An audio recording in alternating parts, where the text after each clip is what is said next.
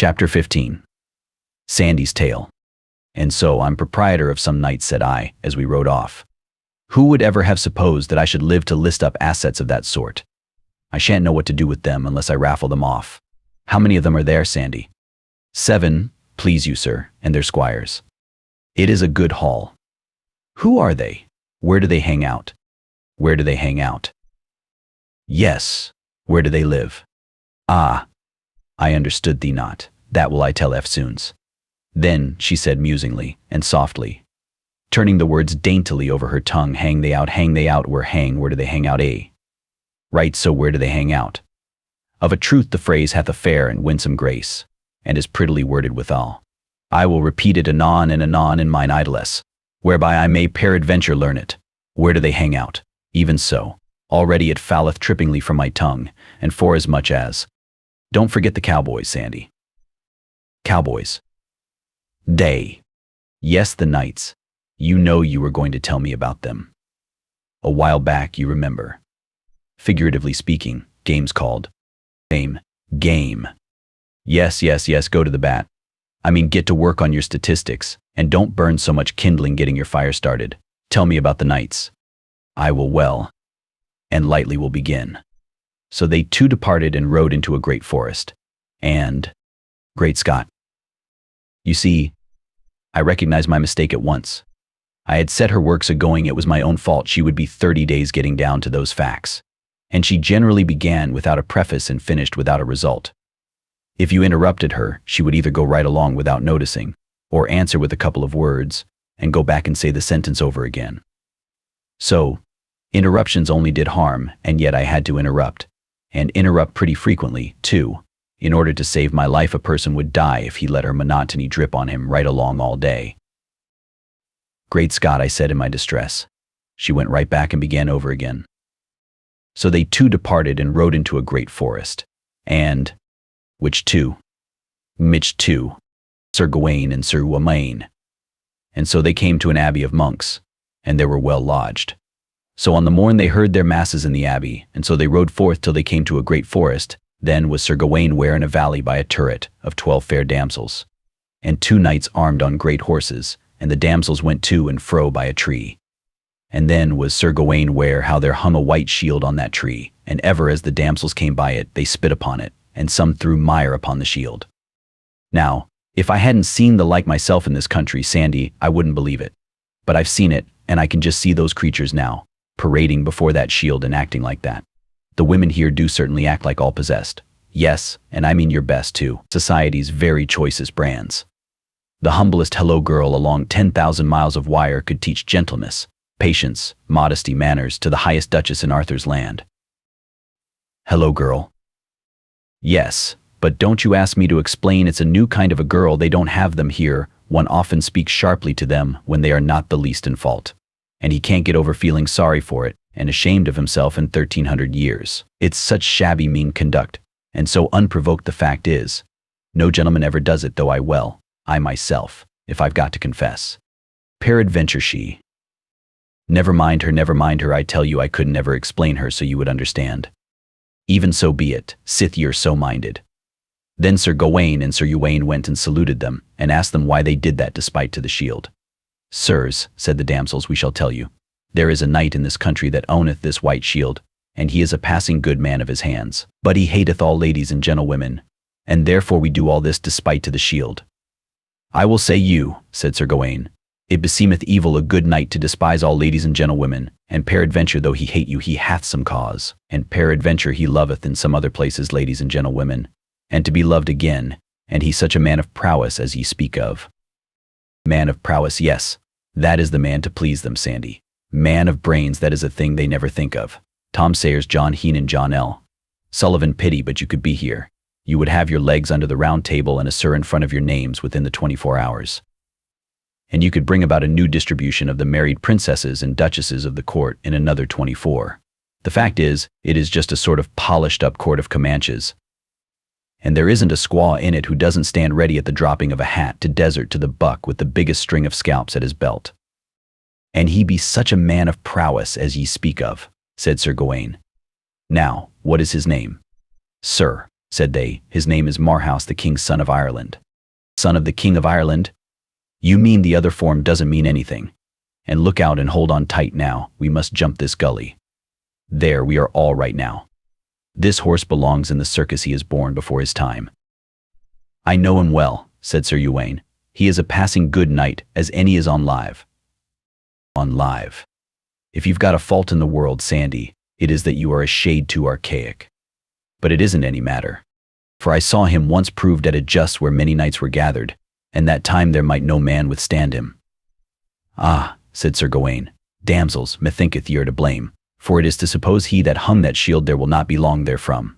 And then may those knights match him on horseback. And that is more your worship than thus, for I will abide no longer to see a knight's shield dishonored.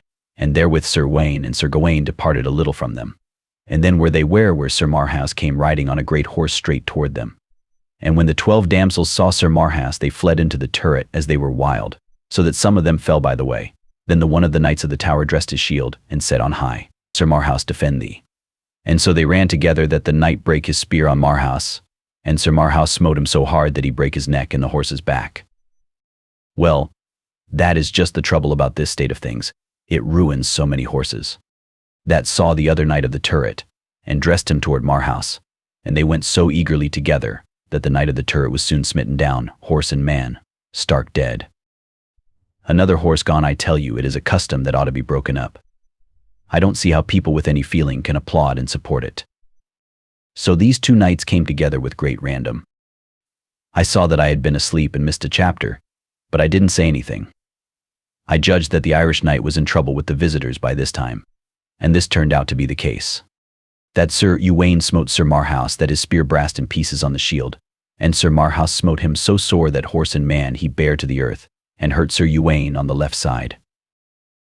The truth is, Alisande, these archaics are a little too simple, the vocabulary is too limited, and so by consequence, descriptions suffer in the matter of variety, they run too much to level Saharas of fact, and not enough to picturesque detail. This throws about them a certain air of the monotonous. In fact, the fights are all alike. A couple of people come together with great random. Random is a good word, and so is exegesis, for that matter, and so is holocaust, and defalcation, and usufruct, and 100 others. But land. A body ought to discriminate. They come together with great random, and a spear is brast. And one party break his shield, and the other one goes down, horse and man, over his horse tail and break his neck, and then the next candidate comes randoming in, and brast his spear, and the other man brast his shield, and down he goes, horse and man, over his horse tail, and break his neck.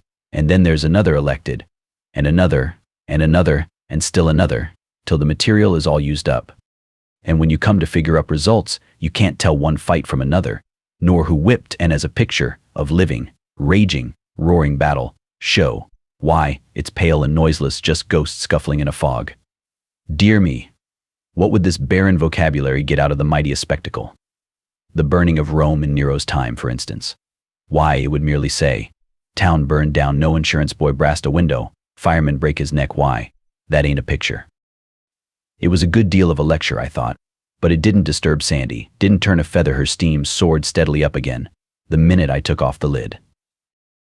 Then Sir Marhaus turned his horse and rode toward Gawaine with his spear. And when Sir Gawaine saw that, he dressed his shield, and they aventured their spears. And they came together with all the might of their horses, that either knight smote other so hard in the midst of their shields. But Sir Gawaine's spear brake. I knew it would. But Sir Marhaus's spear held, and therewith Sir Gawaine and his horse rushed down to the earth. Just so, and brake his back.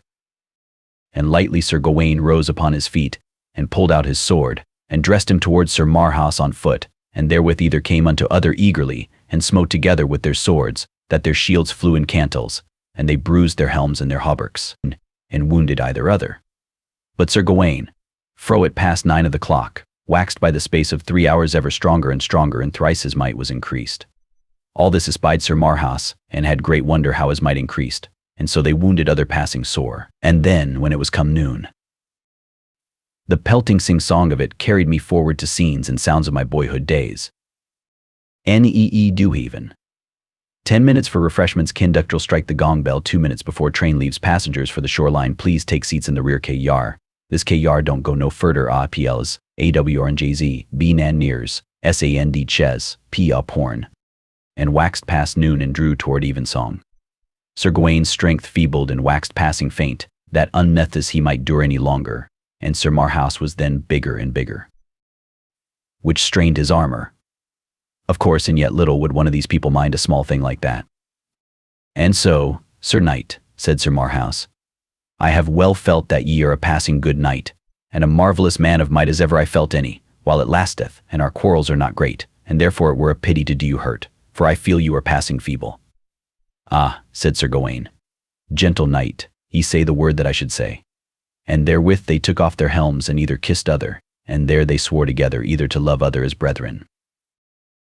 But I lost the thread there, and dozed off to slumber, thinking about what a pity it was that men with such superb strength enabling them to stand up cased in cruelly burdensome iron and drenched with perspiration, and hack and batter and bang each other for 6 hours on a stretch, should not have been born at a time when they could put it to some useful purpose.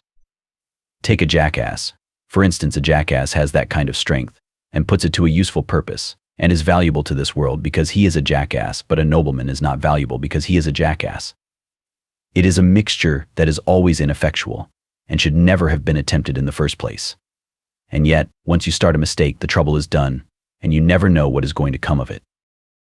When I came to myself again and began to listen, I perceived that I had lost another chapter, and that Alisande had wandered a long way off with her people. And so they rode and came into a deep valley full of stones, and thereby they saw a fair stream of water above. Thereby was the head of the stream, a fair fountain, and 3 damsels sitting thereby. In this country, said Sir Marhaus, came never knight since it was christened, but he found strange adventures. This is not good form, Alisande. Sir Marhaus, the king's son of Ireland, talks like all the rest. You ought to give him a brogue, or at least a characteristic expletive. By this means one would recognize him as soon as he spoke, without his ever being named. It is a common literary device with the great authors. You should make him say, in this country, be jabers, came never knight since it was christened, but he found strange adventures, be jabers. You see how much better that sounds. Came never knight, but he found strange adventures, be jabers. Of a truth it doth indeed, fair lord, albeit 'tis passing hard to say, though peradventure that will not tarry but better speed with usage. And then they rode to the damsels, and either saluted other. And the eldest had a garland of gold about her head, and she was 60 winter of age or more. The damsel was met. Even so, dear lord, and her hair was white under the garland. Celluloid teeth, $9 a set, as like as not the loose fit kind, that go up and down like a portcullis when you eat, and fall out when you laugh. The second damsel was of 30 winter of age, with a circlet of gold about her head. The third damsel was but 15 year of age. Billows of thought came rolling over my soul, and the voice faded out of my hearing. 15. Break my heart. Oh, my lost darling, just her age, who was so gentle and lovely, and all the world to me, and whom I shall never see again. How the thought of her carries me back over wide seas of memory to a vague dim time, a happy time, so many centuries hence, when I used to wake in the soft summer mornings, out of sweet dreams of her, and say hello, Central. Just to hear her dear voice come melting back to me with a hello, Hank, that was music of the spheres to my enchanted ear. She got $3 a week, but she was worth it. I could not follow Alisande's further explanation of who our captured knights were. Now, I mean, in case she should ever get to explaining who they were. My interest was gone, my thoughts were far away and sad, by fitful glimpses of the drifting tale, caught here and there, and now and then. I merely noted in a vague way that each of these 3 knights took one of these 3 damsels up behind him on his horse, and one rode north, another east, the other south, to seek adventures and meet again and lie, after year and day, and without baggage. It was of a piece with the general simplicity of the country. The sun was now setting. It was about 3 in the afternoon when Alisande had begun to tell me who the cowboys were, so she had made pretty good progress with it for her. She would arrive some time or other, no doubt, but she was not a person who could be hurried. We were approaching a castle which stood on high ground, a huge, strong, venerable structure, whose gray towers and battlements were charmingly draped with ivy, and whose whole majestic mass was drenched with splendors flung from the sinking sun.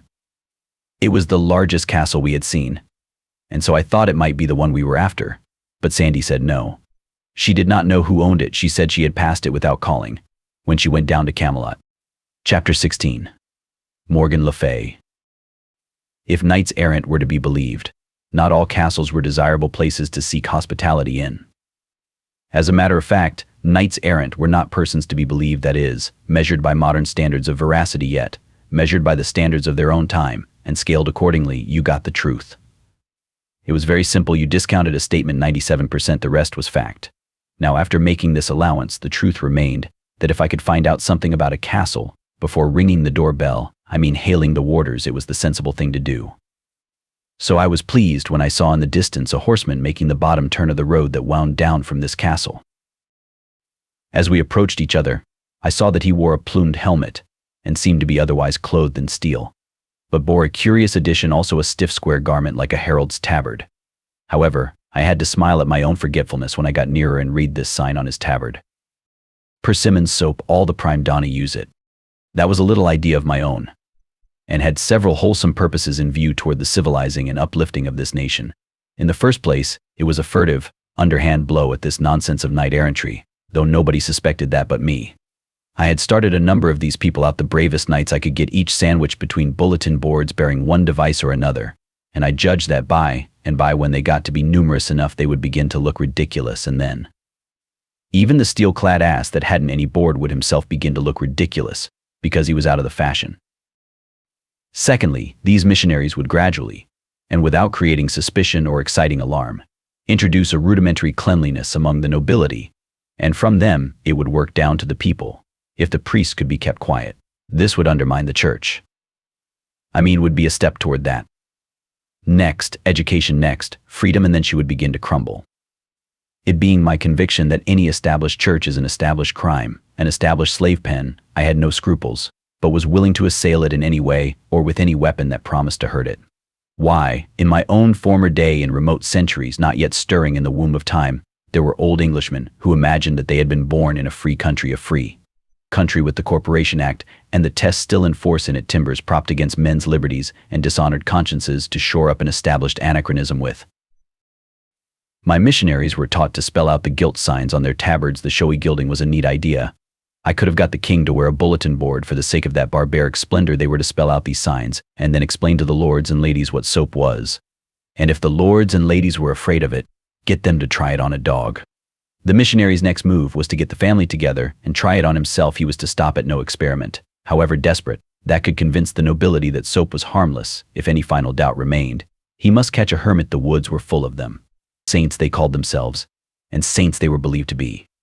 They were unspeakably holy and worked miracles, and everybody stood in awe of them. If a hermit could survive a wash, and that failed to convince a duke, give him up, let him alone.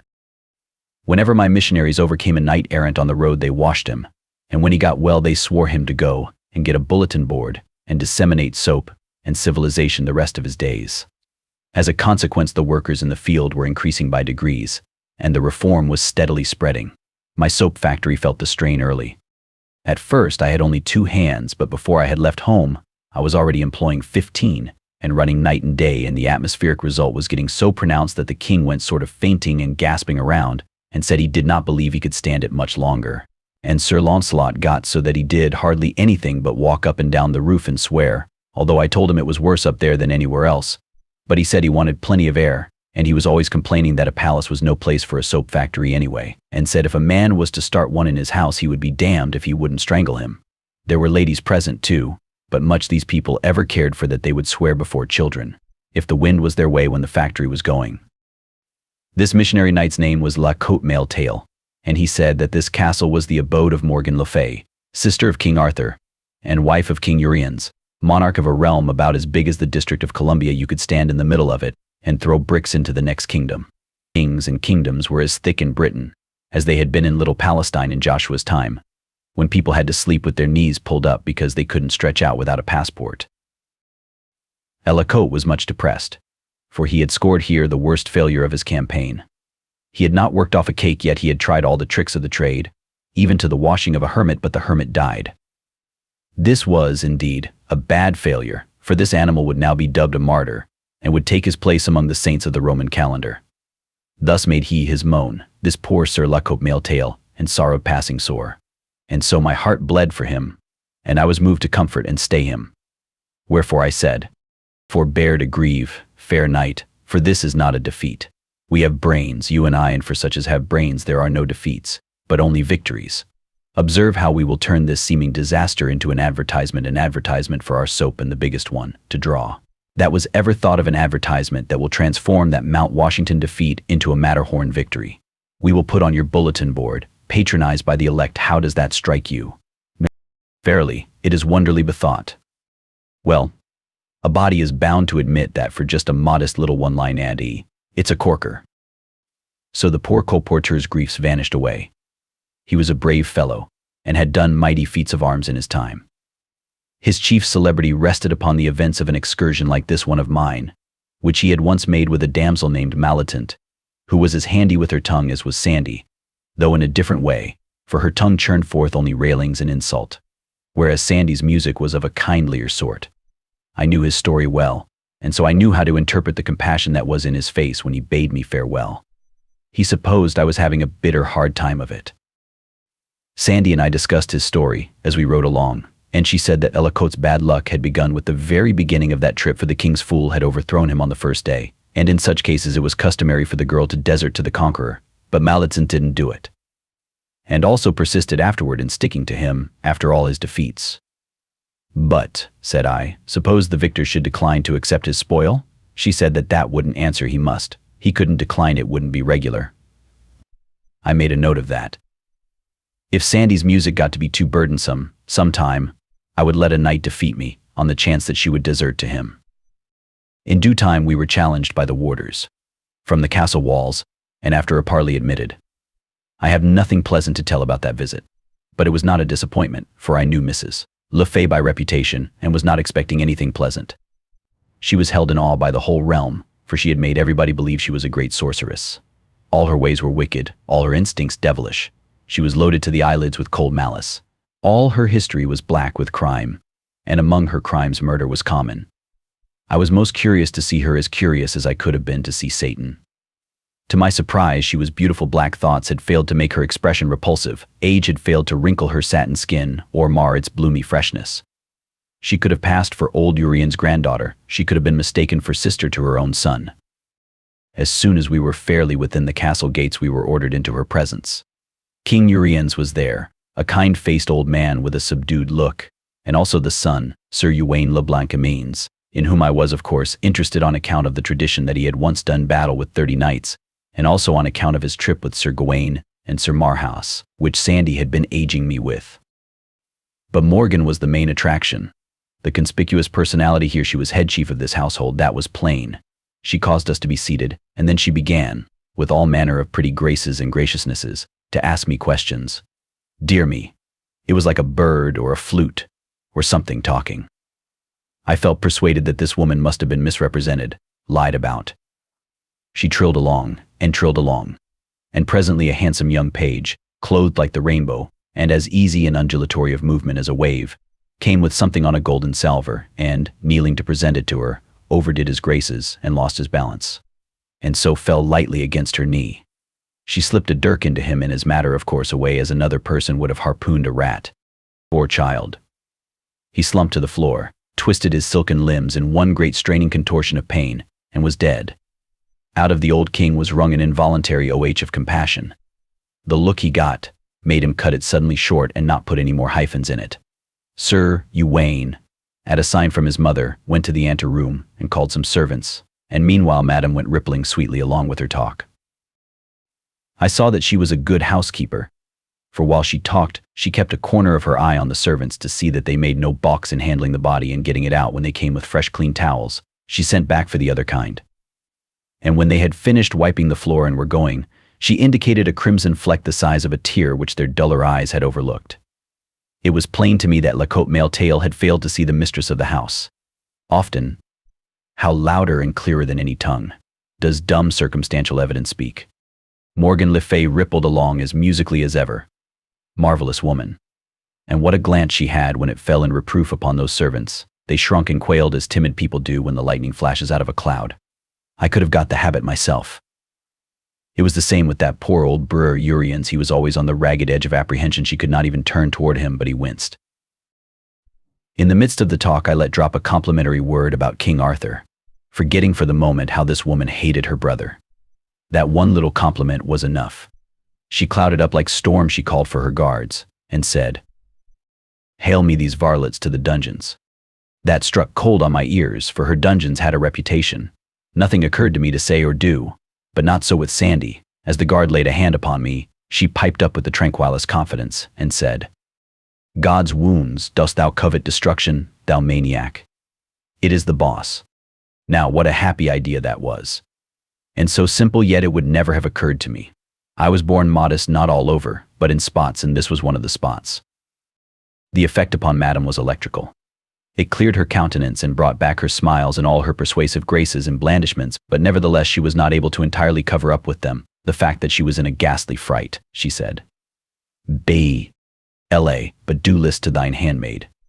As if one gifted with powers like to mine might say the thing which I have said unto one who has vanquished Merlin, and not be jesting. By mine enchantments I foresaw your coming, and by them I knew you when you entered here. I did but play this little jest with hope to surprise you into some display of your art, as not doubting you would blast the guards with occult fires, consuming them to ashes on the spot, a marvel much beyond mine own ability, yet one which I have long been childishly curious to see. The guards were less curious, and got out as soon as they got permission. Chapter 17. Royal Banquet. Madam, seeing me pacific and unresentful, no doubt judged that I was deceived by her excuse, for her fright dissolved away, and she was soon so importunate to have me give an exhibition and kill somebody, that the thing grew to be embarrassing. However, to my relief she was presently interrupted by the call to prayers.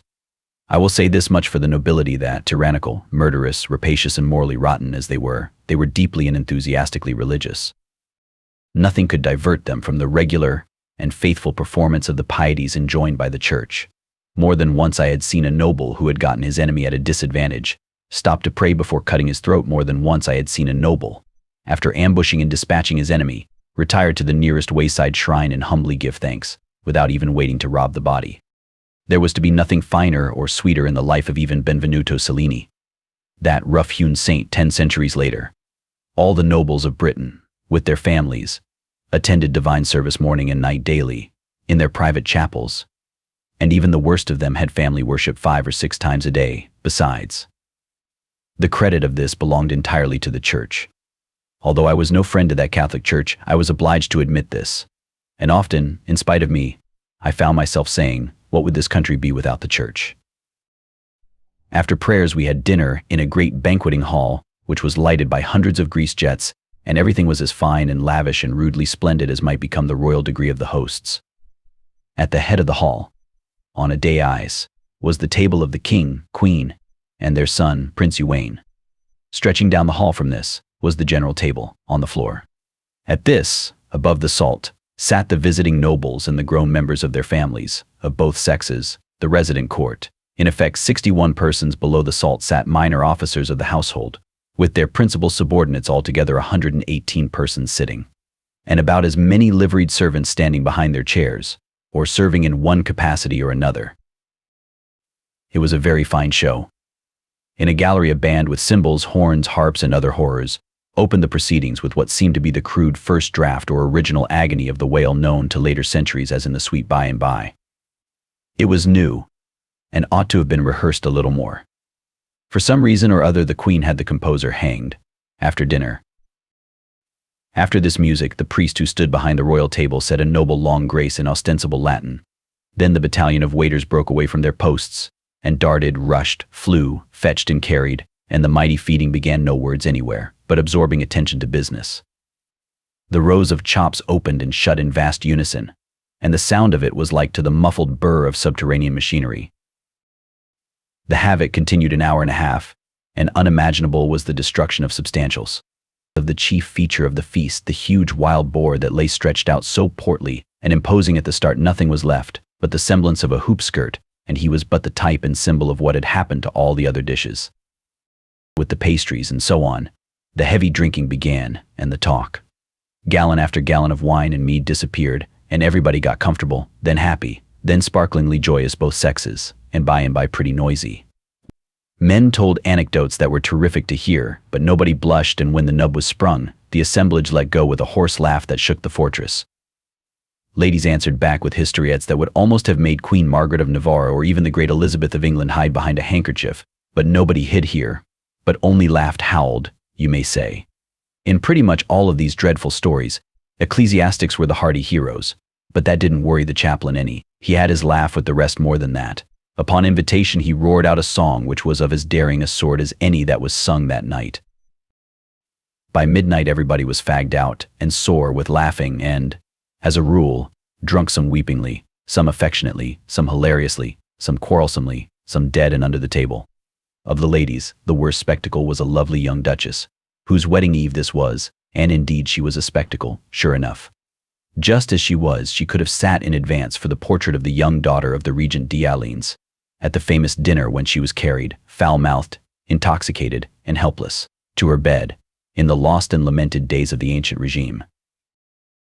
Suddenly, even while the priest was lifting his hands, and all conscious heads were bowed in reverent expectation of the coming blessing, there appeared under the arch of the far-off door at the bottom of the hall an old and bent and white-haired lady, leaning upon a crutch stick. And she lifted the stick and pointed it toward the queen and cried out, "The wrath and curse of God fall upon you, woman without pity, who have slain mine innocent grandchild and made desolate this old heart, that had nor chick, nor friend, nor stay, nor comfort in all this world but him." Everybody crossed himself in a grisly fright, for a curse was an awful thing to those people, but the queen rose up majestic, with the death light in her eye, and flung back this ruthless command: "Lay hands on her. To the stake with her." The guards left their posts to obey. It was a shame, it was a cruel thing to see. What could be done? Sandy gave me a look. I knew she had another inspiration. I said, "Do what you choose." B. She was up and facing toward the queen in a moment. She indicated me and said, "Madame, he saith this may not be. Recall the commandment, or he will dissolve the castle, and it shall vanish away like the instable fabric of a dream." Confound it. What a crazy contract to pledge a person to. What if the queen? But my consternation subsided there, and my panic passed off, for the queen, all in a collapse, made no show of resistance but gave a countermanding sign and sunk into her seat. When she reached it, she was sober, so were many of the others. The assemblage rose, whiffed ceremony to the winds, and rushed for the door like a mob, overturning chairs, smashing crockery, tugging, struggling, shouldering, crowding anything to get out before I should change my mind and puff the castle into the measureless dim vacancies of space. Well, they were a superstitious lot. It is all a body can do to conceive of it. The poor queen was so scared and humbled that she was even afraid to hang the composer without first consulting me. I was very sorry for her indeed, any one would have been, for she was really suffering, so I was willing to do anything that was reasonable, and had no desire to carry things to wanton extremities. I therefore considered the matter thoughtfully, and ended by having the musicians ordered into our presence to play that sweet By and By again, which they did. Then I saw that she was right, and gave her permission to hang the whole band. This little relaxation of sternness had a good effect upon the queen. A statesman gains little by the arbitrary exercise of ironclad authority upon all occasions that offer, for this wounds the just pride of his subordinates, and thus tends to undermine his strength. But a little concession, now and then, where it can do no harm, is the wiser policy.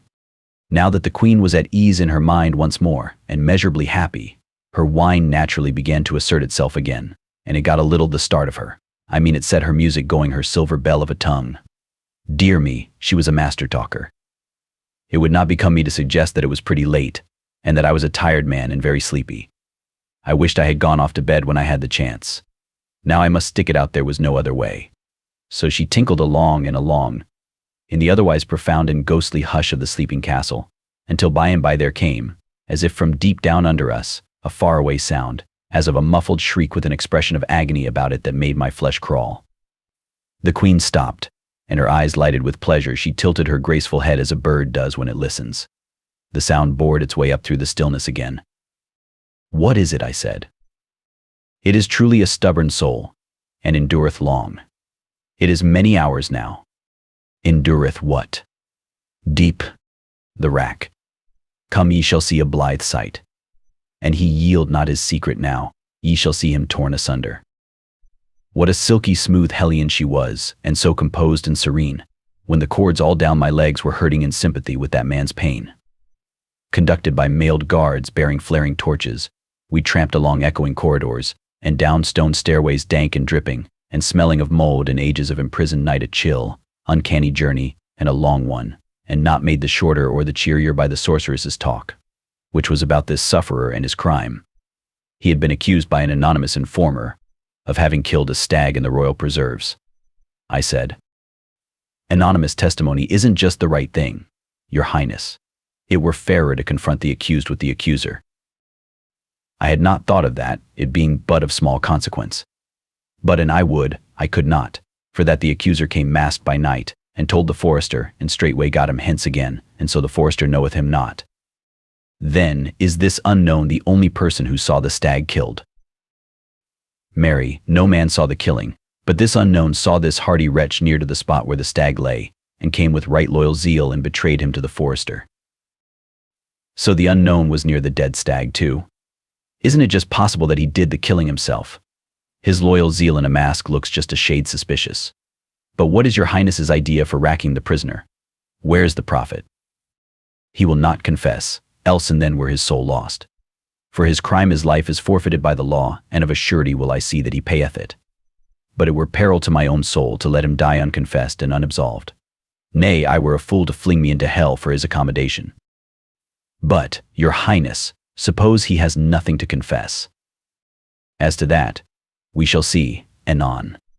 And I rack him to death and he confess not, it will peradventure show that he had indeed naught to confess. Ye will grant that that is sooth.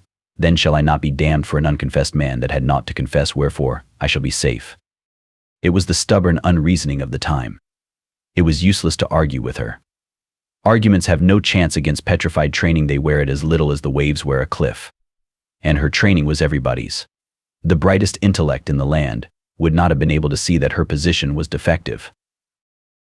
As we entered the rack cell, I caught a picture that will not go from me. I wish it would. A native young giant of 30 or thereabouts lay stretched upon the frame on his back, with his wrists and ankles tied to ropes which led over windlasses at either end. There was no color in him, his features were contorted and set, and sweat drops stood upon his forehead.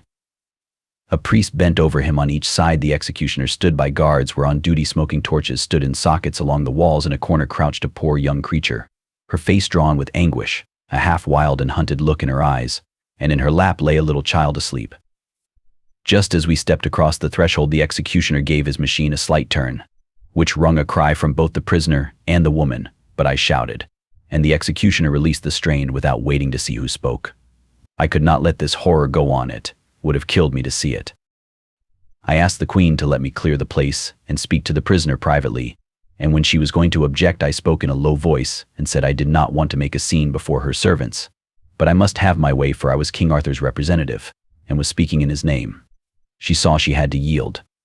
I asked her to endorse me to these people and then leave me. It was not pleasant for her, but she took the pill and even went further than I was meaning to require. I only wanted the backing of her own authority, but she said, "Ye will do in all things as this lord shall command." It is the boss. It was certainly a good word to conjure with. You could see it by the squirming of these rats.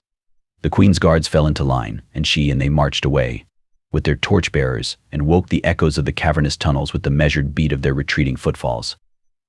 I had the prisoner taken from the rack and placed upon his bed, and medicaments applied to his hurts, and wine given him to drink. The woman crept near and looked on, eagerly, lovingly, but timorously, like one who fears a repulse. Indeed, she tried furtively to touch the man's forehead, and jumped back, the picture of fright, when I turned unconsciously toward her. It was pitiful to see. "Lord," I said, "stroke him, lass, if you want to. Do anything you're a mind to, don't mind me." Why, her eyes were as grateful as an animal's, when you do it a kindness that it understands. The baby was out of her way, and she had her cheek against the man's in a minute, and her hands fondling his hair, and her happy tears running down. The man revived and caressed his wife with his eyes, which was all he could do. I judged I might clear the den now, and I did cleared it of all, but the family and myself. Then I said, "Now, my friend, tell me your side of this matter. I know the other side." The man moved his head in sign of refusal, but the woman looked pleased, as it seemed to me pleased with my suggestion. I went on. "You know of me." "Yes, all do in Arthur's realms. If my reputation has come to you right and straight, you should not be afraid to speak." The woman broke in, eagerly. Ah, fair my lord, do thou persuade him. Thou canst and thou wilt. Ah, he suffereth so, and it is for me. And how can I bear it? I might see him die a sweet, swift death. All my Hugo, I cannot bear this one. And she fell to sobbing and groveling about my feet, and still imploring. Imploring what? The man's death. I could not quite get the bearings of the thing. But Hugo interrupted her and said, Peace. Ye wit not what ye ask. Shall I starve whom I love to win a gentle death? I when thou knewest me better. Well, I said, I can't quite make this out. It is a puzzle, now. Ah, dear my lord, and ye will but persuade him. Consider how these his tortures wound me. Oh, and he will not speak. Whereas the healing, the solace that lie in a blessed swift death. What are you maundering about? He's going out from here a free man, and whole he's not going to die. The man's white face lit up, and the woman flung herself at me in a most surprising explosion of joy, and cried out, He is saved. For it is the king's word by the mouth of the king's servant Arthur, the king whose word is gold. Well, then you do believe I can be trusted, after all. Why didn't you before? Who doubted? Not I, indeed, and not she. Well, why wouldn't you tell me your story then? Ye had made no promise else had it been otherwise. I see. And yet I believe I don't quite see. After all, you stood the torture and refused to confess, which shows plain enough to even the dullest understanding that you had nothing to confess. I, my lord. How so? It was I that killed the deer. You did? Oh dear, this is the most mixed up business that ever. Dear lord, I begged him on my knees to confess, but… You did. It gets thicker and thicker. What did you want him to do that for? Sith, it would bring him a quick death and save him all this cruel pain. Well, yes, there is reason in that. But he didn't want the quick death.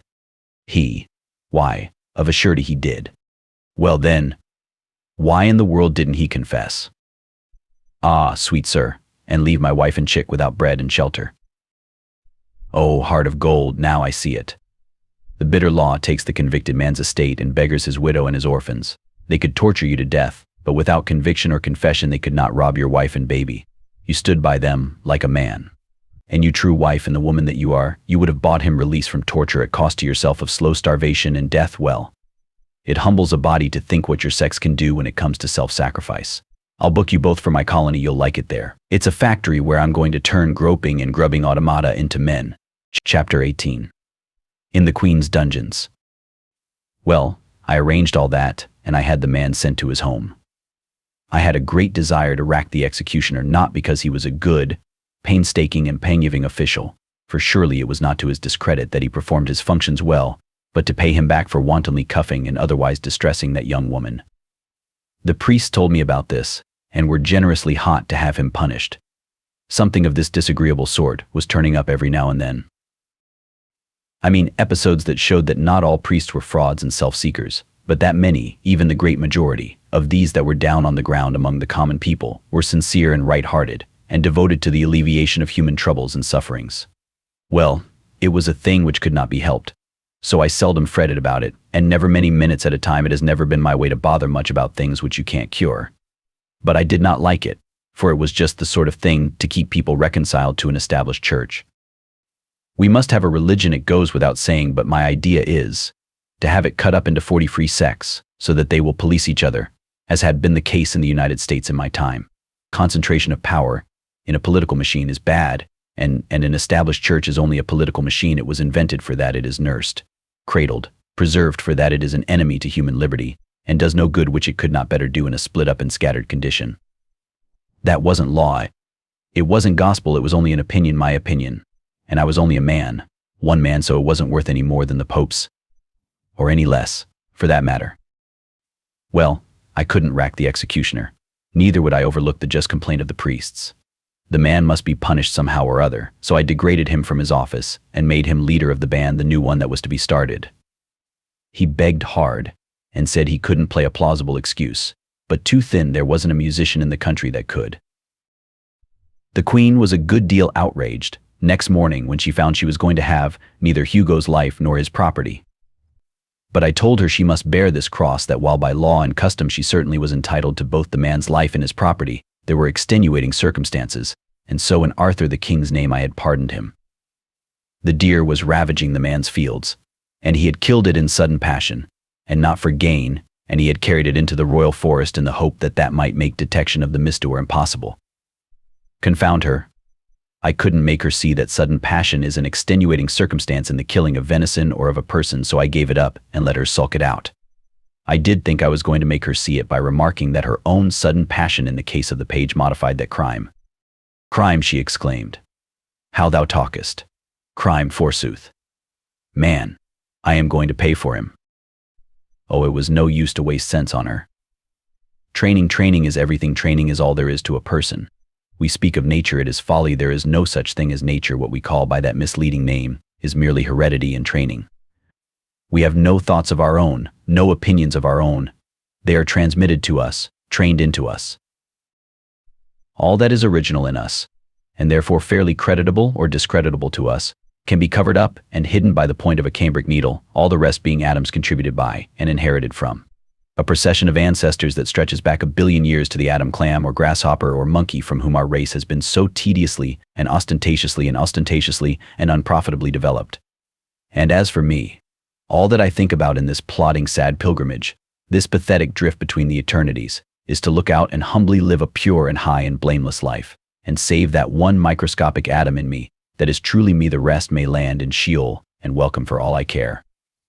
No, confound her, her intellect was good, she had brains enough, but her training made her an ass, that is, from a many centuries later point of view. To kill the page was no crime, it was her right, and upon her right she stood, serenely and unconscious of offense. She was a result of generations of training in the unexamined and unassailed belief that the law which permitted her to kill a subject when she chose was a perfectly right and righteous one. Well, we must give even Satan his due.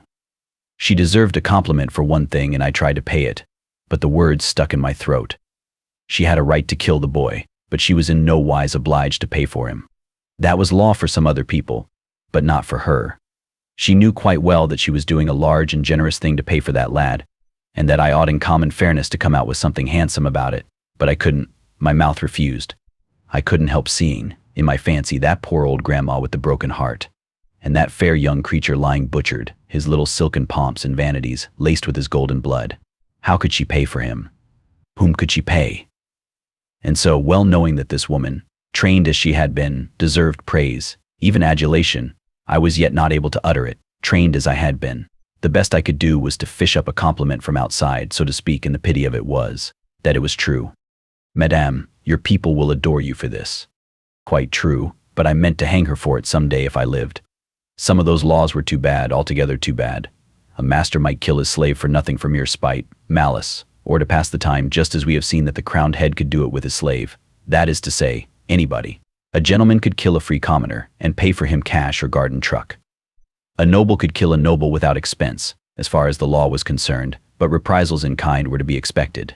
Any body could kill somebody, except the commoner and the slave. These had no privileges. If they killed, it was murder, and the law wouldn't stand murder. It made short work of the experimenter and of his family, too, if he murdered somebody who belonged up among the ornamental ranks. If a commoner gave a noble even so much as a Damien's scratch, which didn't kill or even hurt, he got Damien's dose for it. Just the same, they pulled him to rags and tatters with horses, and all the world came to see the show and crack jokes and have a good time.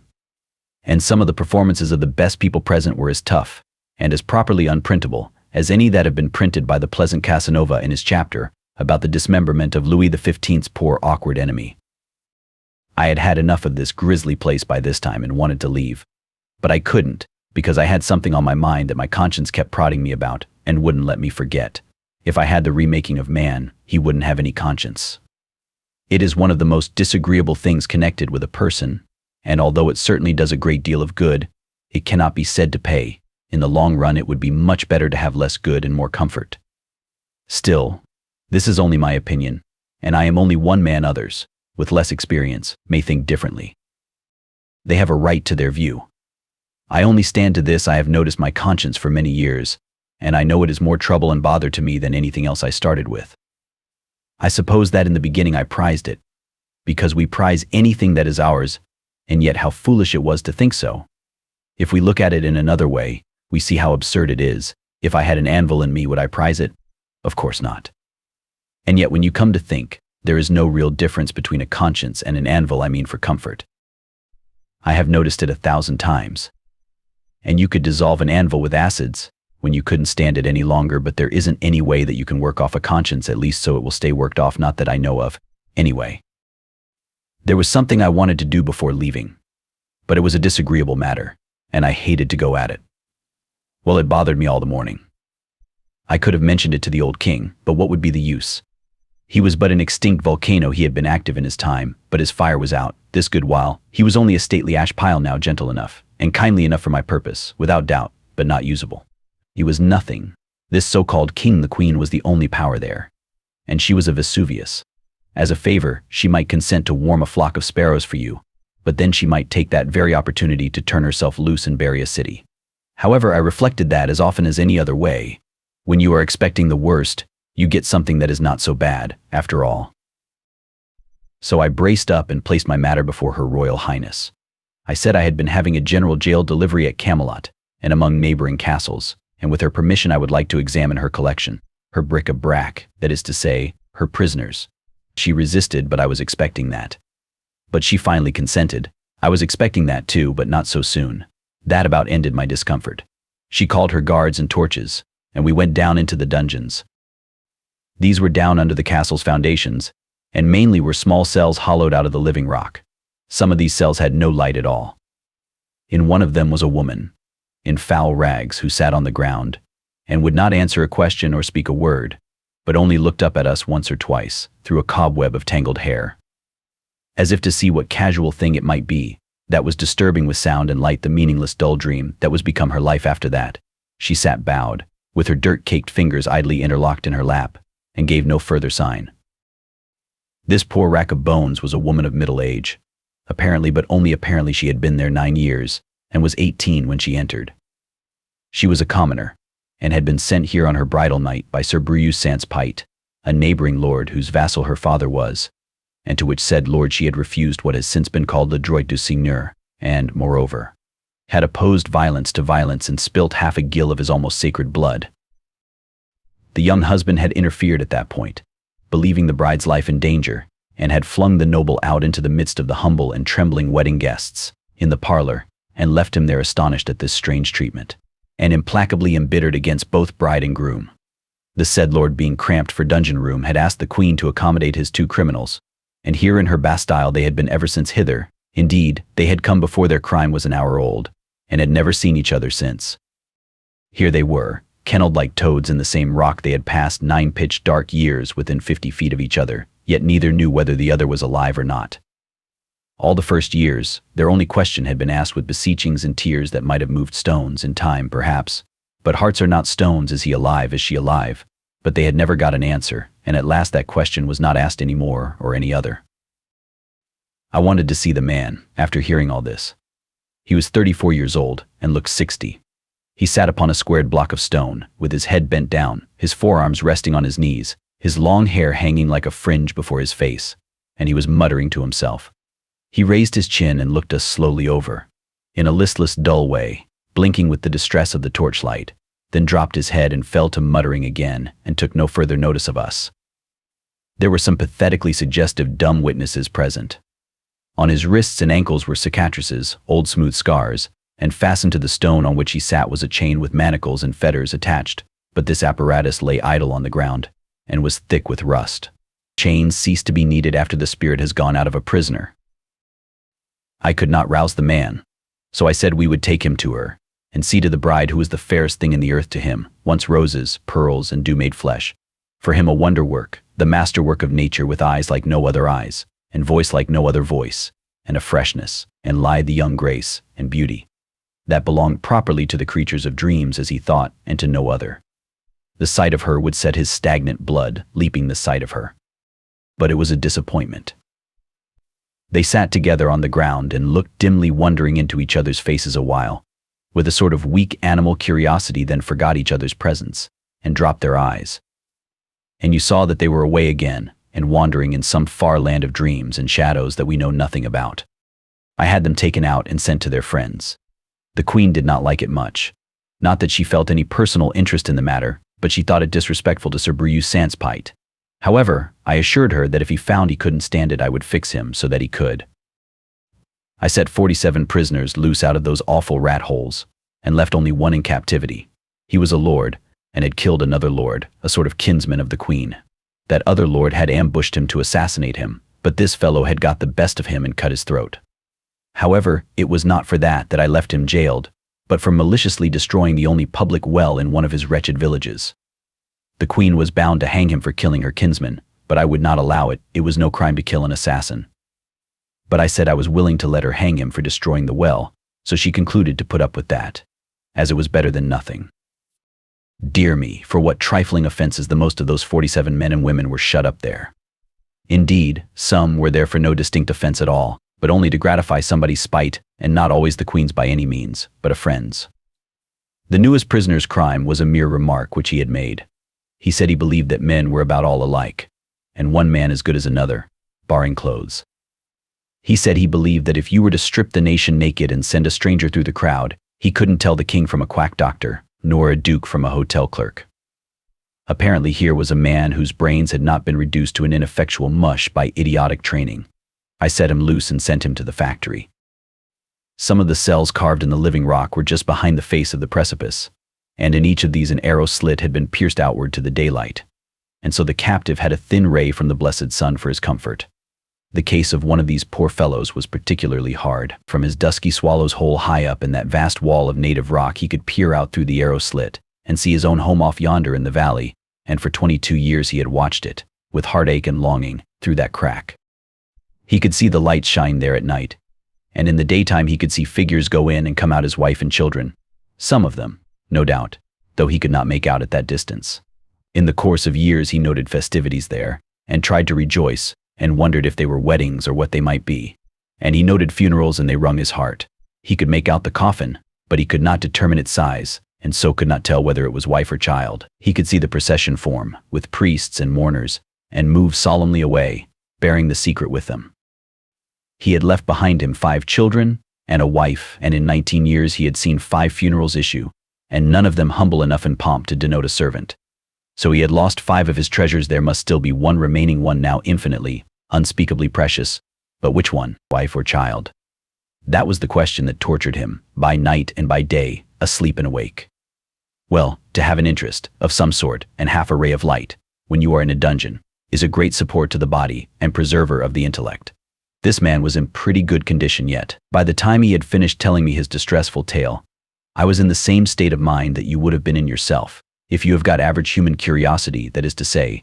I was as burning up as he was to find out which member of the family it was that was left.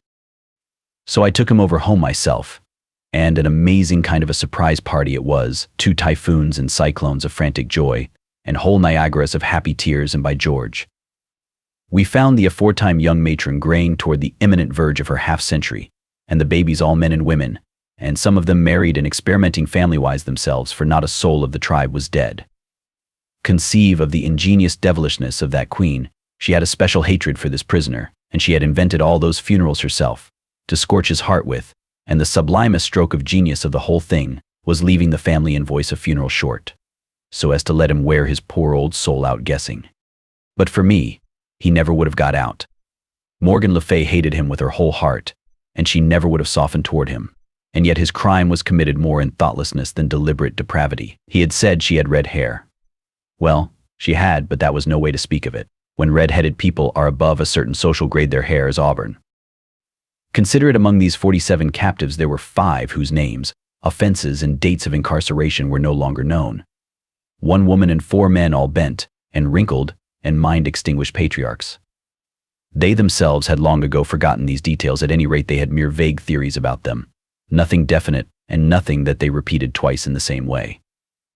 The succession of priests, whose office it had been to pray daily with the captives and remind them that God had put them there, for some wise purpose or other, and teach them that patience, humbleness, and submission to oppression was what he loved to see in parties of a subordinate rank, had traditions about these poor old human ruins, but nothing more. These traditions went but little way, for they concerned the length of the incarceration only, and not the names of the offenses. And even by the help of tradition, the only thing that could be proven was that none of the 5 had seen daylight for 35 years. How much longer this privation has lasted was not guessable. The king and the queen knew nothing about these poor creatures, except that they were heirlooms, assets inherited, along with the throne, from the former firm. Nothing of their history had been transmitted with their persons, and so the inheriting owners had considered them of no value and had felt no interest in them. I said to the queen, "Then why in the world didn't you set them free?" The question was a puzzler. She didn't know why she hadn't. The thing had never come up in her mind. So here she was, forecasting the veritable history of future prisoners of the Castle DF, without knowing it. It seemed plain to me now that with her training, those inherited prisoners were merely property, nothing more, nothing less. Well, when we inherit property, it does not occur to us to throw it away, even when we do not value it. When I brought my procession of human bats up into the open world, and the glare of the afternoon sun previously blindfolding them, in charity for eyes so long untortured by light they were a spectacle to look at.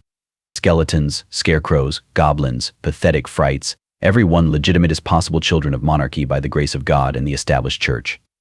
I muttered absently, "I wish I could photograph them."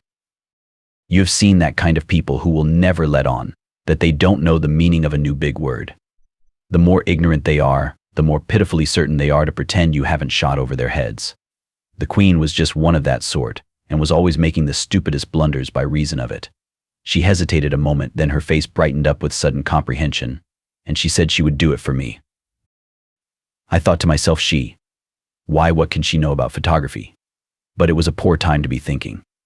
When I looked around, she was moving on the procession with an axe.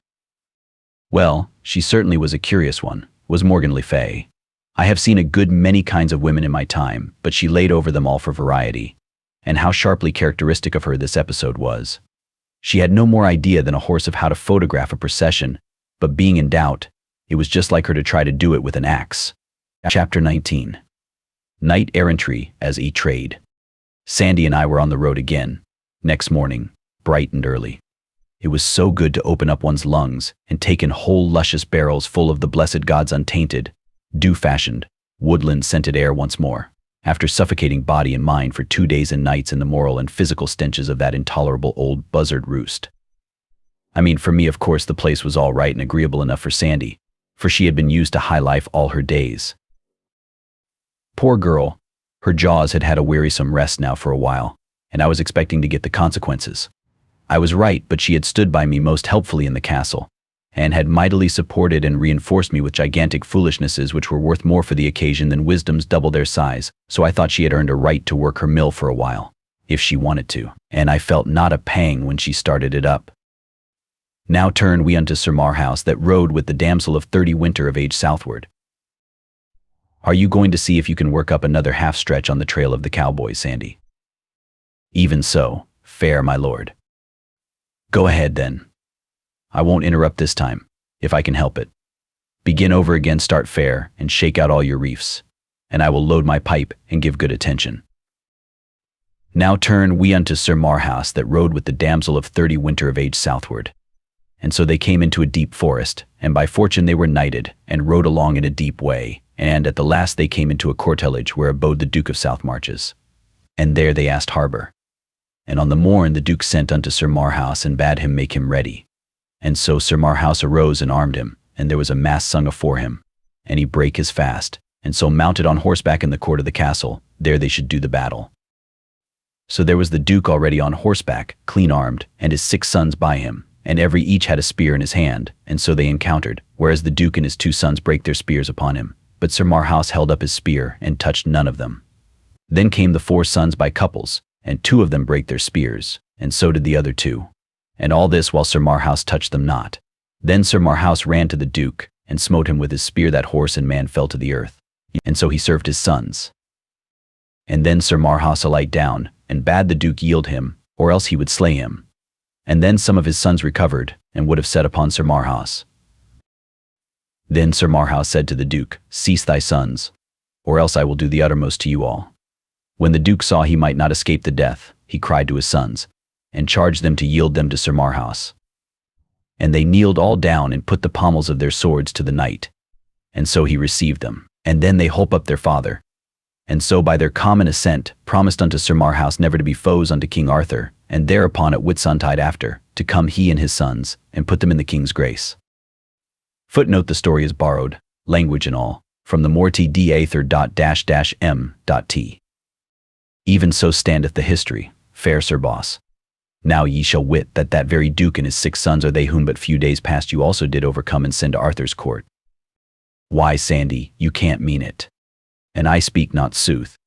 Let it be the worse for me. Well, well, well, now who would ever have thought it? 1 whole Duke and 6 dukelets. Why, Sandy, it was an elegant haul. Knight-errantry is a most chuckle-headed trade, and it is tedious hard work too, but I begin to see that there is money in it, after all, if you have luck. Not that I would ever engage in it as a business, for I wouldn't. No sound and legitimate business can be established on a basis of speculation. A successful whirl in the knight-errantry line now, what is it when you blow away the nonsense and come down to the cold facts? It's just a corner in pork, that's all, and you can't make anything else out of it. You're rich, yes, suddenly rich for about a day, maybe a week, then somebody corners the market on you, and down goes your bucket shop. Ain't that so, Sandy? Whethersoever it be that my mind miscarrieth, bewraying simple language in such sort, that the words do seem to come in long and overthwart. There's no use in beating about the bush and trying to get around it that way, Sandy. It's so, just as I say. I know it's so. And moreover, when you come right down to the bedrock, knight-errantry is worse than pork, for whatever happens, the pork's left, and so somebody's benefited anyway. But when the market breaks, in a knight-errantry whirl, and every knight in the pool passes in his checks, what have you got for assets? Just a rubbish pile of battered corpses and a barrel or two of busted hardware. Can you call those assets? Give me pork, every time. Am I right? Ah, peradventure my head being distraught by the manifold matters whereunto the confusions of these, but late adventured haps and fortunings, whereby not I alone, nor you alone, but every each of us, meseemeth. No, it's not your head, Sandy. Your head's all right, as far as it goes, but you don't know business, that's where the trouble is. It unfits you to argue about business, and you're wrong to be always trying. However, that aside, it was a good haul, anyway. And will breed a handsome crop of reputation in Arthur's court. And speaking of the cowboys, what a curious country this is for women and men that never get old. Now there's Morgan Le Fay, as fresh and young as a Vassar pullet to all appearances. And here is this old Duke of the South Marches still slashing away with sword and lance at his time of life, after raising such a family as he has raised. As I understand it, Sir Gawain killed 7 of his sons. And still he had 6 left for Sir Marhaus and me to take into camp. And then there was that damsel of 60 winter of age still excursioning around in her frosty bloom. How old are you, Sandy? It was the first time I ever struck a still place in her. The mill had shut down for repairs or something. Chapter 20. The Ogre's Castle. Between 6 and 9 we made 10 miles, which was plenty for a horse carrying triple man, woman, and armor. Then we stopped for a long nooning under some trees by a limpid brook.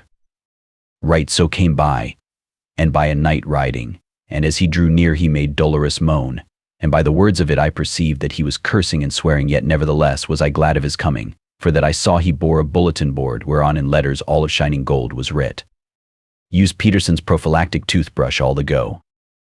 I was glad of his coming, for even by this token I knew him for a knight of mine. It was Sir Medoc de la Montaigne, a burly great fellow whose chief distinction was that he had come within an ace of sending Sir Launcelot down over his horse tail once. He was never long in a stranger's presence without finding some pretext or other to let out that great fact. But there was another fact of nearly the same size, which he never pushed upon anybody unasked, and yet never withheld when asked, that was, that the reason he didn't quite succeed was, that he was interrupted and sent down over horsetail himself. This innocent vast lubber did not see any particular difference between the two facts. I liked him, for he was earnest in his work, and very valuable. And he was so fine to look at, with his broad mailed shoulders, and the grand leonine set of his plumed head, and his big shield with its quaint device of a gauntleted hand clutching a prophylactic toothbrush, with motto "Try no you don't." This was a toothwash that I was introducing. He was a weary, he said, and indeed he looked it, but he would not alight. He said he was after the stove-polish man, and with this he broke out cursing and swearing anew. The bulletin boarder referred to was Sir Osise of Surlus, a brave knight, and of considerable celebrity on account of his having tried conclusions in a tournament once, with no less a mogul than Sir Gaheris himself, although not successfully. He was of a light and laughing disposition, and to him nothing in this world was serious. It was for this reason that I had chosen him to work up a stove polish sentiment. There were no stoves yet, and so there could be nothing serious about stove polish. All that the agent needed to do was to deftly and by degrees prepare the public for the great change, and have them established in predilections toward neatness, against the time when the stove should appear upon the stage. Sir Madoc was very bitter, and brake out anew with cursings. He said he had cursed his soul to rags, and yet he would not get down from his horse, neither would he take any rest, or listen to any comfort, until he should have found Sir Ossize and settled this account. It appeared, by what I could piece together of the unprofane fragments of his statement, that he had chanced upon Sir Ossize at dawn of the morning, and been told that if he would make a short cut across the fields and swamps and broken hills and glades, he could head off a company of travelers who would be rare customers for prophylactics and tooth wash. With characteristic zeal, Sir Madoc had plunged away at once upon this quest, and after 3 hours of awful crosslot riding had overhauled his game, and behold, it was the 5 patriarchs that had been released from the dungeons the evening before. Poor old creatures! It was all of 20 years since any one of them had known what it was to be equipped with any remaining snag or remnant of a tooth. Blank, blank, blank him, said Sir Madoc, and I do not stove polish him, and I may find him. Leave it to me, for never no night that hight Ossize or aught else may do me this disservice and bide on live, and I may find him, the which I have thereunto sworn a great oath this day. And with these words and others, he lightly took his spear and gat him thence. In the middle of the afternoon we came upon one of those very patriarchs ourselves, in the edge of a poor village. He was basking in the love of relatives and friends whom he had not seen for 50 years, and about him, and caressing him, were also descendants of his own body whom he had never seen at all, till now, but to him these were all strangers. His memory was gone, his mind was stagnant. It seemed incredible that a man could outlast half a century shut up in a dark hole like a rat. But here were his old wife, and some old comrades to testify to it. They could remember him as he was in the freshness and strength of his young manhood, when he kissed his child and delivered it to its mother's hands, and went away into that long oblivion. The people at the castle could not tell within half a generation the length of time the man had been shut up there for his unrecorded and forgotten offense, but this old wife knew, and so did her old child, who stood there among her married sons and daughters, trying to realize a father who had been to her a name, a thought, a formless image, a tradition, all her life, and now was suddenly concreted into actual flesh and blood and set before her face. It was a curious situation, yet it is not on that account that I have made room for it here, but on account of a thing which seemed to me still more curious. To wit, that this dreadful matter brought from these downtrodden people no outburst of rage against these oppressors. They had been heritors and subjects of cruelty and outrage so long that nothing could have startled them but a kindness. Yes, here was a curious revelation indeed, of the depth to which this people had been sunk in slavery. Their entire being was reduced to a monotonous dead level of patience, resignation, dumb, uncomplaining acceptance of whatever might befall them in this life. Their very imagination was dead. When you can say that of a man, he has struck bottom, I reckon there is no lower deep for him. I rather wished I had gone some other road. This was not the sort of experience for a statesman to encounter who was planning out a peaceful revolution in his mind. For it could not help bringing up the unget-aroundable fact that, all gentle cant and philosophizing to the contrary notwithstanding, no people in the world ever did achieve their freedom by goody-goody talk and moral suasion. It being immutable law, that all revolutions that will succeed must begin in blood, whatever may answer afterward. If history teaches anything, it teaches that. What this folk needed, then, was a reign of terror and a guillotine, and I was the wrong man for them. 2 days later, toward noon, Sandy began to show signs of excitement and feverish expectancy. She said we were approaching the ogre's castle. I was surprised into an uncomfortable shock. The object of our quest had gradually dropped out of my mind. This sudden resurrection of it made it seem quite a real and startling thing for a moment, and roused up in me a smart interest. Sandy's excitement increased every moment, and so did mine, for that sort of thing is catching. My heart got to thumping. You can't reason with your heart, it has its own laws, and thumps about things which the intellect scorns. Presently, when Sandy slid from the horse, motioned me to stop, and went creeping stealthily, with her head bent nearly to her knees, toward a row of bushes that bordered a declivity, the thumpings grew stronger and quicker, and they kept it up while she was gaining her ambush and getting her glimpse over the declivity, and also while I was creeping to her side on my knees.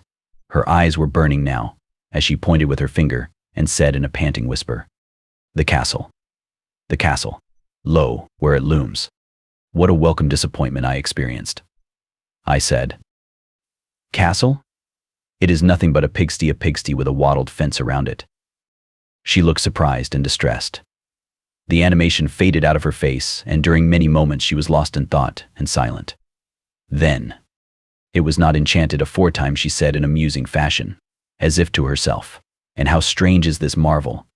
And how awful that to the one perception it is enchanted and dight in a base and shameful aspect, yet to the perception of the other it is not enchanted, hath suffered no change, but stands firm and stately still, girt with its moat, and waving its banners in the blue air from its towers.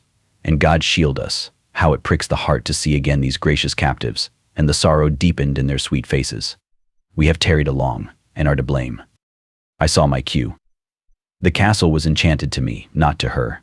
It would be wasted time to try to argue her out of her delusion. It couldn't be done, I must just humor it. So I said, "This is a common case, the enchanting of a thing to one eye and leaving it in its proper form to another. You have heard of it before, Sandy, though you haven't happened to experience it. But no harm is done. In fact, it is lucky the way it is.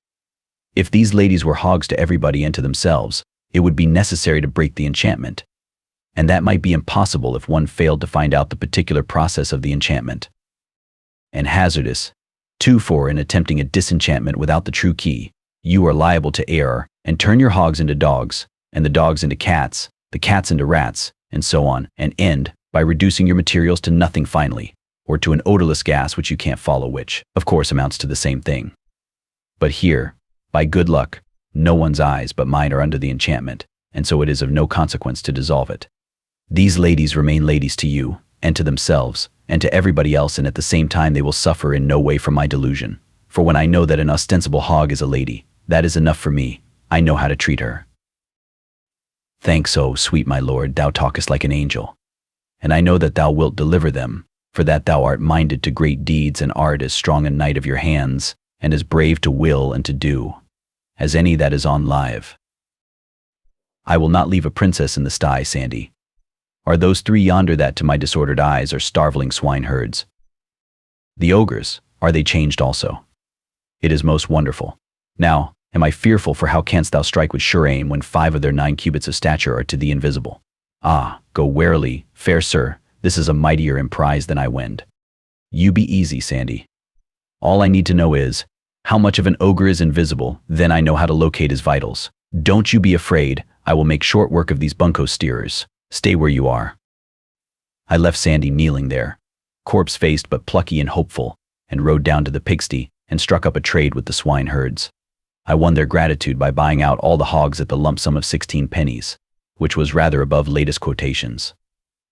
I was just in time for the church, the lord of the manor, and the rest of the tax gatherers would have been along next day and swept off pretty much all the stock, leaving the swineherds very short of hogs and Sandy out of princesses. But now the tax people could be paid in cash, and there would be a stake left besides. One of the men had 10 children, and he said that last year when a priest came and of his 10 pigs took the fattest one for tithes, the wife burst out upon him, and offered him a child and said, "Thou beast without bowels of mercy, why leave me my child, yet rob me of the wherewithal to feed it?" How curious.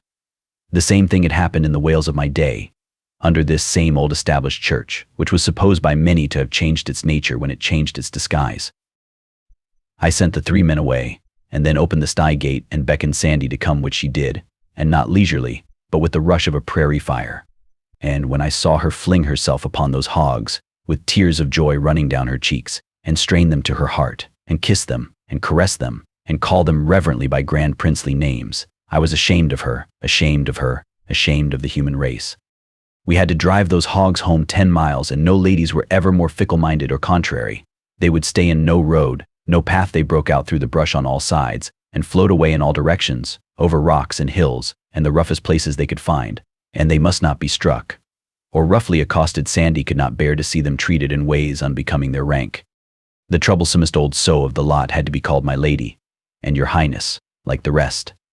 It is annoying and difficult to scour around after hogs in armor. There was one small countess, with an iron ring in her snout, and hardly any hair on her back. That was the devil for perversity. She gave me a race of an hour, over all sorts of country, and then we were right where we had started from, having made not a rod of real progress. I seized her at last by the tail, and brought her along squealing. When I overtook Sandy, she was horrified and said it was in the last degree indelicate to drag a countess by her train.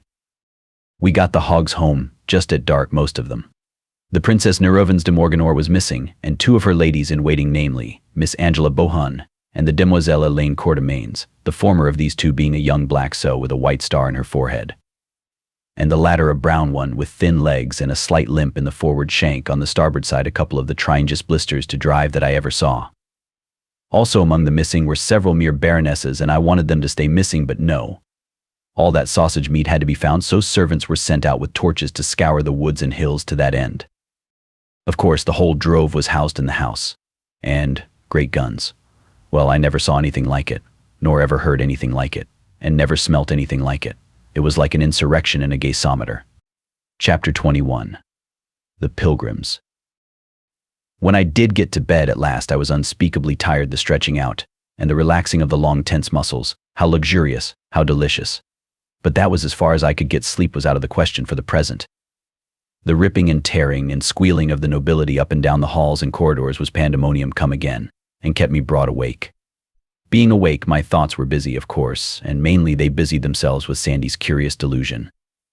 Here she was, as sane a person as the kingdom could produce, and yet, from my point of view, she was acting like a crazy woman. My land, the power of training, of influence, of education. It can bring a body up to believe anything. I had to put myself in Sandy's place to realize that she was not a lunatic. Yes, and put her in mine, to demonstrate how easy it is to seem a lunatic to a person who has not been taught as you have been taught. If I had told Sandy I had seen a wagon, uninfluenced by enchantment, spin along 50 miles an hour, had seen a man, unequipped with magic powers, get into a basket and soar out of sight among the clouds, and had listened, without any necromancer's help, to the conversation of a person who was several hundred miles away, Sandy would not merely have supposed me to be crazy, she would have thought she knew it. Everybody around her believed in enchantments. Nobody had any doubts to doubt that a castle could be turned into a sty, and its occupants into hogs, would have been the same as my doubting among Connecticut people the actuality of the telephone and its wonders. And in both cases would be absolute proof of a diseased mind, an unsettled reason. Yes, Sandy was sane, that must be admitted. If I also would be sane to Sandy, I must keep my superstitions about unenchanted and unmiraculous locomotives, balloons, and telephones to myself. Also, I believed that the world was not flat, and hadn't pillars under it to support it, nor a canopy over it to turn off a universe of water that occupied all space above, but as I was the only person in the kingdom afflicted with such impious and criminal opinions, I recognized that it would be good wisdom to keep quiet about this matter too, if I did not wish to be suddenly shunned and forsaken by everybody as a madman. The next morning Sandy assembled the swine in the dining room and gave them their breakfast, waiting upon them personally and manifesting in every way the deep reverence which the natives of her island, ancient and modern, have always felt for rank. Let its outward casket and the mental and moral contents be what they may. I could have eaten with the hogs if I had had birth approaching my lofty official rank, but I hadn't, and so accepted the unavoidable slight and made no complaint. Sandy and I had our breakfast at the second table. The family were not at home. I said, "How many are in the family, Sandy? And where do they keep themselves?" "Family. Yes." "Which family, good my lord?" "Why, this family, your own family." "Sooth to say, I understand you not. I have no family." "No family? Why, Sandy, isn't this your home?" "Now how indeed might that be?" "I have no home." "Well, then, whose house is this?" "Ah, wit you well. I would tell you an I knew myself." "Come, you don't even know these people." "Then who invited us here?" "None invited us. We but came, that is all." "Why, woman, this is a most extraordinary performance. The effrontery of it is beyond admiration. We blandly march into a man's house and cram it full of the only really valuable nobility the sun has yet discovered in the earth. And then it turns out that we don't even know the man's name. How did you ever venture to take this extravagant liberty? I supposed, of course, it was your home. What will the man say? What will he say? Forsooth, what can he say but give thanks?" "Thanks for what?" "Man." Her face was filled with a puzzled surprise. "Verily, thou troublest mine understanding with strange words. Do ye dream that one of his estate is like to have the honor twice in his life to entertain company such as we have brought to grace his house withal?" "Well, no, when you come to that. No, it's an even bet that this is the first time he has had a treat like this. Then let him be thankful, and manifest the same by grateful speech, and due humility he were a dog, else in the air an ancestor of dogs. To my mind, the situation was uncomfortable. It might become more so. It might be a good idea to muster the hogs and move on. So I said, "The day is wasting, Sandy. It is time to get the nobility together and be moving. Wherefore, fair sir and boss, we want to take them to their home, don't we? L.A., but list to him. They be of all the regions of the earth. Each must hie to her own home when we might do all these journeys in one so brief life as he hath appointed that created life, and thereto death likewise with help of Adam, who by sin done through persuasion of his helpmeet, she being wrought upon, and bewrayed by the beguilements of the great enemy of man, that serpent hight Satan, aforetime consecrated and set apart unto that evil work by overmastering spite and envy begotten in his heart, through fell ambitions that did blight and mildew a nature erst so white and pure whenso it hove with the shining multitudes its brethren born in glade and shade of that fair heaven, wherein all such as native be to that rich estate and—" Great Scott, my lord. Well, you know we haven't got time for this sort of thing. Don't you see, we could distribute these people around the earth in less time than it is going to take you to explain that we can't. We mustn't talk now, we must act. You want to be careful. You mustn't let your mill get the start of you that way, at a time like this. To business now, and sharp's the word. Who is to take the aristocracy home? Even their friends. These will come for them from the far parts of the earth. This was lightning from a clear sky, for unexpectedness, and the relief of it was like pardon to a prisoner. She would remain to deliver the goods, of course.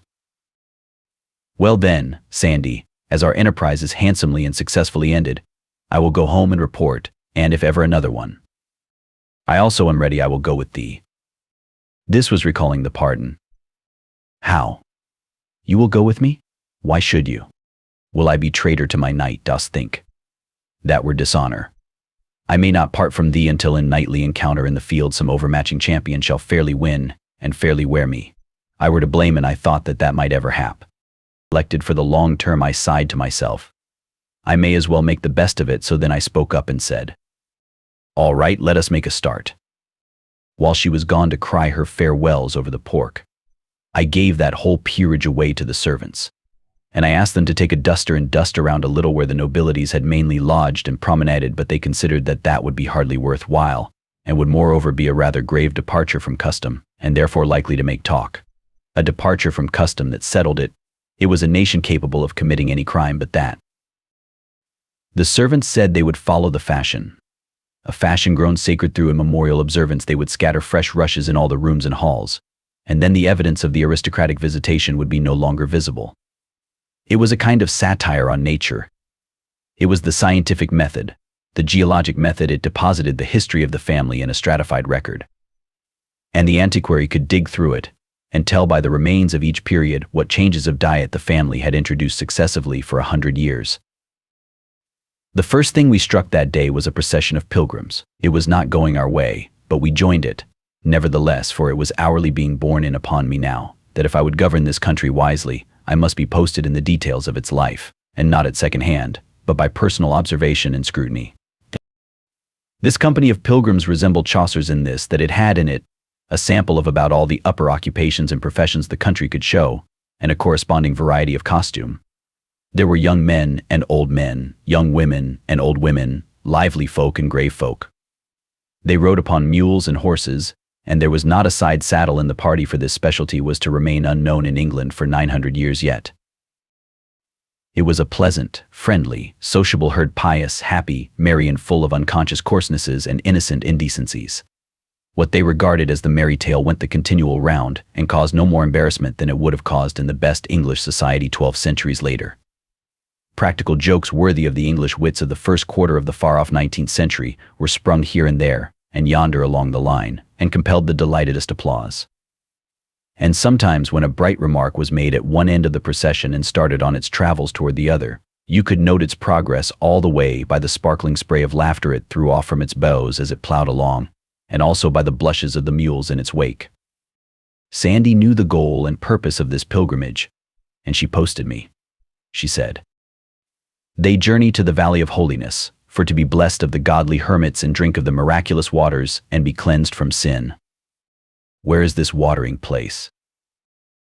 It lieth a 2-day journey hence, by the borders of the land that hight the Cuckoo Kingdom. Tell me about it. Is it a celebrated place? Oh, of a truth, yes, there be none more so. Of old time there lived there an abbot and his monks. Belike were none in the world more holy than these, for they gave themselves to study of pious books, and spoke not the one to the other, or indeed to any, and ate decayed herbs and not thereto, and slept hard, and prayed much, and washed never. Also they wore the same garment until it fell from their bodies through age and decay. Right so came they to be known of all the world by reason of these holy austerities, and visited by rich and poor, and reverenced. Proceed. But always there was lack of water there. Whereas upon a time the holy abbot prayed, and for answer a great stream of clear water burst forth by miracle in a desert place.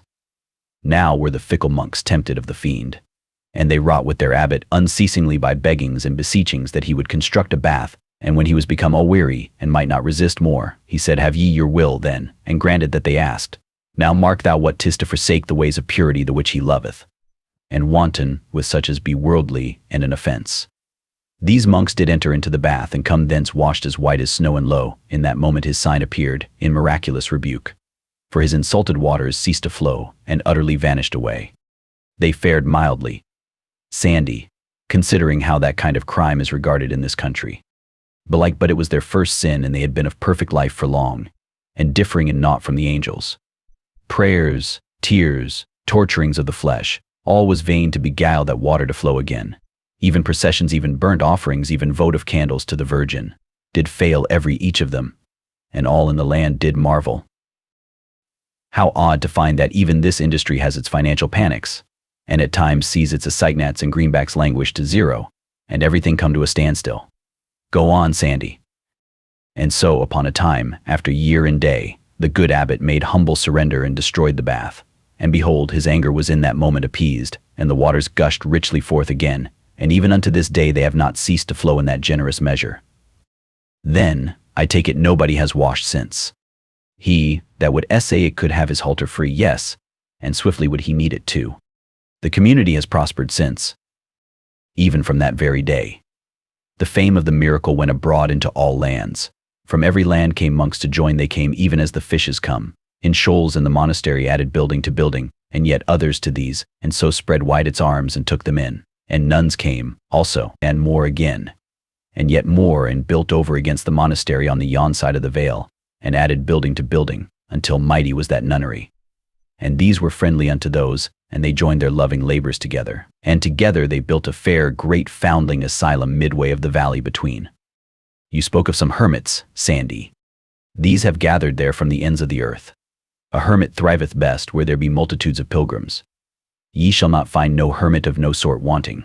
If any shall mention a hermit of a kind he thinketh new, and not to be found but in some far strange land, let him but scratch among the holes and caves and swamps that line that valley of holiness, and whatsoever be his breed, it skills not, he shall find a sample of it there. I closed up alongside of a burly fellow with a fat, good-humored face, purposing to make myself agreeable and pick up some further crumbs of fact, but I had hardly more than scraped acquaintance with him when he began eagerly and awkwardly to lead up, in the immemorial way, to that same old anecdote the one Sir Dinadan told me, what time I got into trouble with Sir Sagramor, and was challenged of him on account of it. I excused myself, and dropped to the rear of the procession, sad at heart, willing to go hence from this troubled life, this vale of tears, this brief day of broken rest, of cloud and storm, of weary struggle and monotonous defeat, and yet shrinking from the change, as remembering how long eternity is, and how many have wended thither who know that anecdote. Early in the afternoon we overtook another procession of pilgrims, but in this one was no merriment, no jokes, no laughter, no playful ways, nor any happy giddiness, whether of youth or age. Yet both were here, both age and youth, gray old men and women, strong men and women of middle age, young husbands, young wives, little boys and girls, and 3 babies at the breast. Even the children were smileless. There was not a face among all these 100 people but was cast down, and bore that set expression of hopelessness which is bred of long and hard trials and old acquaintance with despair. They were slaves. Chains led from their fettered feet, and their manacled hands to a sole leather belt about their waists, and all except the children were also linked together in a file 6 feet apart, by a single chain which led from collar to collar all down the line. They were on foot, and had tramped 300 miles in 18 days, upon the cheapest odds and ends of food, and stingy rations of that. They had slept in these chains every night, bundled together like swine. They had upon their bodies some poor rags, but they could not be said to be clothed. Their irons had chafed the skin from their ankles and made sores which were ulcerated and wormy. Their naked feet were torn, and none walked without a limp. Originally there had been 100 of these unfortunates, but about half had been sold on the trip. The trader in charge of them rode a horse and carried a whip with a short handle and a long heavy lash divided into several knotted tails at the end. With this whip he cut the shoulders of any that tottered from weariness and pain, and straightened them up. He did not speak. The whip conveyed his desire without that. None of these poor creatures looked up as we rode along by. They showed no consciousness of our presence. And they made no sound but one that was the dull and awful clank of their chains from end to end of the long file, as 43 burdened feet rose and fell in unison. The file moved in a cloud of its own making. All these faces were gray with a coating of dust. One has seen the like of this coating upon furniture in unoccupied houses, and has written his idle thought in it with his finger. I was reminded of this when I noticed the faces of some of those women, young mothers, carrying babes that were near to death and freedom. How a something in their hearts was written in the dust upon their faces, plain to see, and Lord, how plain to read. For it was the track of tears. One of these young mothers was but a girl, and it hurt me to the heart to read that writing, and reflect that it was come up out of the breast of such a child, a breast that ought not to know trouble yet, but only the gladness of the morning of life, and no doubt. She reeled just then, giddy with fatigue, and down came the lash and flicked a flake of skin from her naked shoulder. It stung me as if I had been hit instead. The master halted the file and jumped from his horse. He stormed and swore at this girl, and said she had made annoyance enough with her laziness, and as this was the last chance he should have, he would settle the account now. She dropped on her knees and put up her hands and began to beg and cry and implore in a passion of terror, but the master gave no attention. He snatched the child from her, and then made the men slaves who were chained before and behind her throw her on the ground and hold her there, and expose her body, and then he laid on with his lash like a madman till her back was flayed, she shrieking and struggling the while piteously. One of the men who was holding her turned away his face, and for this humanity he was reviled and flogged. All our pilgrims looked on, and commented on the expert way in which the whip was handled. They were too much hardened by lifelong everyday familiarity with slavery to notice that there was anything else in the exhibition that invited comment. This was what slavery could do, in the way of ossifying what one may call the superior lobe of human feeling, for these pilgrims were kind-hearted people, and they would not have allowed that man to treat a horse like that. I wanted to stop the whole thing and set the slaves free, but that would not do. I must not interfere too much and get myself a name for riding over the country's laws and the citizens' rights roughshod. If I lived and prospered, I would be the death of slavery, that I was resolved upon, but I would try to fix it so that when I became its executioner it should be by command of the nation. Just here was the wayside shop of a smith, and now arrived a landed proprietor who had bought this girl a few miles back, deliverable here where her irons could be taken off. They were removed, then there was a squabble between the gentleman and the dealer as to which should pay the blacksmith. The moment the girl was delivered from her irons, she flung herself, all tears and frantic sobbings, into the arms of the slave who had turned away his face when she was whipped. He strained her to his breast, and smothered her face and the child's with kisses, and washed them with the rain of his tears. I suspected. I inquired. Yes, I was right, it was husband and wife. They had to be torn apart by force, the girl had to be dragged away, and she struggled and fought and shrieked like one gone mad till a turn of the road hid her from sight, and even after that, we could still make out the fading plaint of those receding shrieks. And the husband and father, with his wife and child gone, never to be seen by him again in life. Well, the look of him one might not bear at all, and so I turned away, but I knew I should never get his picture out of my mind again, and there it is to this day, to wring my heartstrings whenever I think of it. We put up at the inn in a village just at nightfall, and when I rose next morning and looked abroad, I was where a knight came riding in the golden glory of the new day, and recognized him for knight of mine, Sir Ozana le Cure Hardy. He was in the gentleman's furnishing line, and his missionarying specialty was plug hats. He was clothed all in steel, in the beautifulest armor of the time up to where his helmet ought to have been, but he hadn't any helmet. He wore a shiny stovepipe hat, and was ridiculous a spectacle as one might want to see. It was another of my surreptitious schemes for extinguishing knighthood by making it grotesque and absurd. Sir Ozana's saddle was hung about with leather hat boxes, and every time he overcame a wandering knight he swore him into my service and fitted him with a plug and made him wear it. I dressed and ran down to welcome Sir Ozana and get his news. "How is trade?" I asked. "Ye will note that I have but these 4 left yet, were they 16 when as I got me from Camelot." "Why, you have certainly done nobly, Sir Ozana. Where have you been foraging of late?" "I am but now come from the Valley of Holiness, please you, sir." "I am pointed for that place myself." "Is there anything stirring in the monkery, more than common?" "By the mass ye may not question it. Give him good feed, boy, and stint it not. And thou valuest thy crown, so get ye lightly to the stable and do even as I bid." "Sir, it is parlous news I bring, and be these pilgrims." "Then ye may not do better, good folk. Then gather and hear the tale I have to tell. Sith it concerneth you, for as much as ye go to find that ye will not find, and seek that ye will seek in vain, my life being hostage for my word, and my word and message being these, namely, that a hap has happened whereof the like has not been seen no more but once this 200 years, which was the first and last time that said misfortune strake the holy valley in that form by commandment of the Most High, whereto, by reasons just and causes thereunto contributing, wherein the matter, the miraculous fount hath ceased to flow. This shout burst from 20 pilgrim mouths at once. Ye say well, good people. I was verging to it, even when ye spake. Has somebody been washing again? Nay, it is suspected, but none believe it. It is thought to be some other sin, but none wit what. How are they feeling about the calamity? None may describe it in words. The fount is these 9 days dry, the prayers that did begin then, and the lamentations in sackcloth and ashes, and the holy processions, none of these have ceased nor night nor day, and so the monks and the nuns and the foundlings be all exhausted, and do hang up prayers writ upon parchment. Sith that no strength is left in man to lift up voice. And at last they sent for thee, Sir Boss, to try magic and enchantment, and if you could not come, then was the messenger to fetch Merlin, and he is there these 3 days now, and saith he will fetch that water though he burst the globe and wreck its kingdoms to accomplish it, and right bravely doth he work his magic, and call upon his hellions to hie them hither and help, but not a whiff of moisture hath he started yet. Even so much as might qualify as mist upon a copper mirror, and ye count not the barrel of sweat he sweat betwixt sun and sun over the dire labors of his task, and if ye—" Breakfast was ready. As soon as it was over, I showed to Sir Ozana these words which I had written on the inside of his hat: Chemical Department, Laboratory Extension, Section G, PXXP. Send 2 of first size, 2 of no, 3 and 6 of no, 4, together with the proper complimentary details and 2 of my trained assistants. And I said, "Now get you to Camelot as fast as you can fly, brave knight, and show the writing to Clarence, and tell him to have these required matters in the Valley of Holiness with all possible dispatch." "I will well, Sir Boss," and he was off.